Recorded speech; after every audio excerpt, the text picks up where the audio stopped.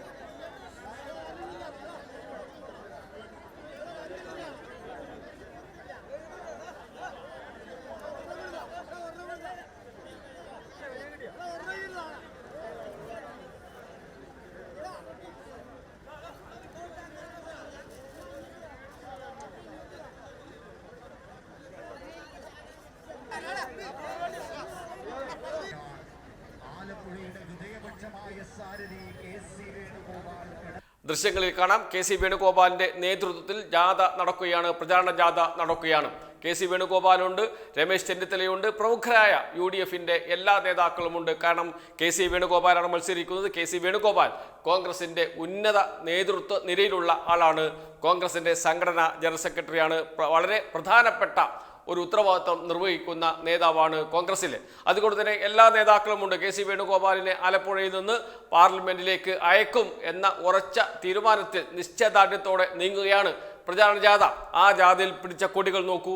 ആ കൊടികളിൽ കോൺഗ്രസിന്റെ കൊടിയുണ്ട്, ആ കൊടികളിൽ UDF-ന്റെ ഘടകകക്ഷിയായ RSPയുടെ കൊടിയുണ്ട്, ആ കൊടികളിൽ കേരള കോൺഗ്രസിന്റെ കൊടിയുണ്ട്. എന്തിനേറെ പറയുന്നു, നേരത്തെ പറഞ്ഞതുപോലെ KDP എന്ന് പറയുന്ന ഒരു പ്രാദേശിക പാർട്ടിയുടെ കൊടി പോലുമുണ്ട്. പക്ഷേ ഒരു കൊടി മാത്രം അവിടെ കാണാനില്ല. അതാണ് മുസ്ലിം ലീഗിന്റെ പതാക, മുസ്ലിം ലീഗിന്റെ കൊടി. എന്തുകൊണ്ടാണ് മുസ്ലിം ലീഗിന്റെ കൊടിക്ക് മാത്രം ഈ അയിത്തം എന്ന് നേരത്തെ ഉയർന്നു വന്ന ചോദ്യമുണ്ട്. വയനാട്ടിൽ ഉയർന്നു വന്ന ചോദ്യം. പക്ഷേ വയനാടും ആലപ്പുഴയും ഒന്ന് താരതമ്യം ചെയ്യുമ്പോൾ വയനാട്ടിൽ ഒരു പാർട്ടിയുടെയും പതാക കൊണ്ടുവന്നില്ല പ്രവർത്തകർ, എല്ലാ പതാകയും വിലക്കിയിരുന്നു. എന്നാൽ ഇനിയിപ്പോൾ ആലപ്പുഴ കഴിഞ്ഞ് മറ്റു മണ്ഡലങ്ങളിലേക്ക് എത്തുമ്പോഴുള്ള സ്ഥിതി എന്താണ് എന്നറിയില്ല. ആ ദൃശ്യങ്ങൾ കൂടി വരാനുണ്ട്.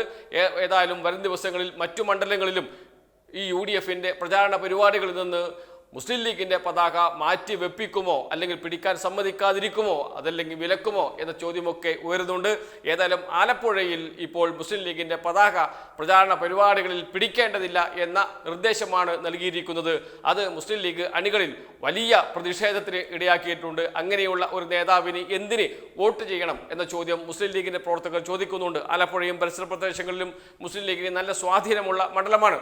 അതുകൊണ്ട് തന്നെ ആ മണ്ഡലത്തിൽ മുസ്ലിം ലീഗിന് നല്ല വോട്ടുമുണ്ട്. അങ്ങനെയുള്ള ഒരു സ്ഥലത്താണ്, അങ്ങനെയുള്ള ഒരു മണ്ഡലത്തിലാണ് മുസ്ലിം ലീഗിന്റെ മാത്രം കൊടി വേണ്ടതില്ല എന്ന നിർദ്ദേശം കോൺഗ്രസ് നേതൃത്വം മുസ്ലിം ലീഗ് നേതൃത്വത്തിന് നൽകിയത്. അതുകൊണ്ട് തന്നെ മുസ്ലിം ലീഗിന്റെ പ്രവർത്തകരും നേതാക്കളും ഈ പ്രകടനത്തിന് എത്തിയത് കൊടിയില്ലാതെയായിരുന്നു. മുസ്ലിം ലീഗിന്റെ നേതാക്കളോട് പറഞ്ഞത് ആരും കൊടി പിടിക്കേണ്ടതില്ല എന്നാണ്. അതുകൊണ്ട് അവർ കരുതിയത്, മുസ്ലിം ലീഗിന്റെ നേതാക്കളും പ്രവർത്തകരും കരുതിയത് ഒരു കൊടിയും പിടിക്കില്ല എന്നാണ്. പക്ഷേ അവിടെ എത്തിയപ്പോഴാണ് കാര്യങ്ങളൊക്കെ മാറി മറിഞ്ഞത്. മുസ്ലിം ലീഗിന്റെ പതാക മാത്രമില്ല, ശേഷിക്കുന്ന എല്ലാ ഘടകകക്ഷികളുടെയും പതാകയുണ്ട്.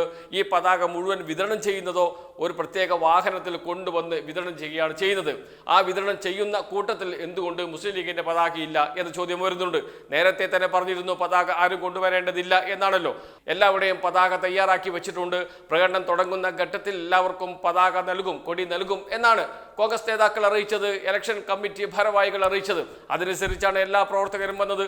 പക്ഷേ വാഹനത്തിൽ വന്ന കൊടികളിൽ മുസ്ലിം ലീഗിന്റെ മാത്രം കൊടികളില്ല, മറ്റ് എല്ലാ രാഷ്ട്രീയ പാർട്ടികളുടെയും കൊടികളുണ്ട് എന്ന അവസ്ഥയാണ് ഉണ്ടായത്.